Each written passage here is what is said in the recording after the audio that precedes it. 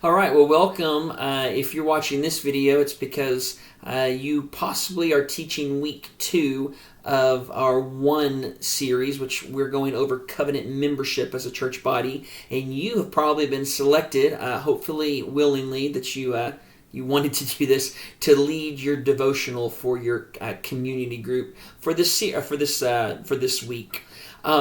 Let me just encourage you, if this is your first time to lead out in a devotional, let me give you some pointers. Number 1, don't freak out.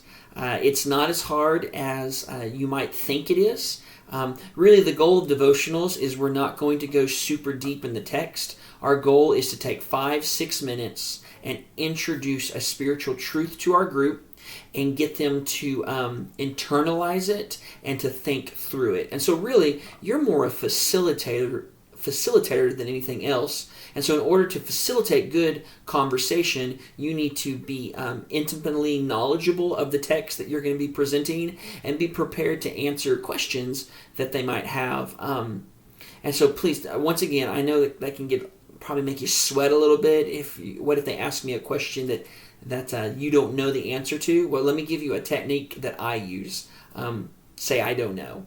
And then research it and come back and tell them later. Don't make something up and don't don't hyperventilate because people may ask you questions. So anyway, week 2, I'm going to be preaching on, is church membership even biblical? And we're going to be looking at one example. There's many examples in the New Testament where we can see a biblical model of church membership. But in particular, you are actually going to be focusing on Acts chapter 2, verses 42 through 47. And this is right after Peter preaches his message, and thousands of people come to know the Lord. And that's that part that it says, and they gathered together, and they devoted themselves to the apostles' teaching, and they broke bread. And if someone had needs, they sold their possessions to provide needs. That's what you're going to be looking at. And in particular, I want you to be asking yourself these questions as you're preparing and as you throw this out to your group.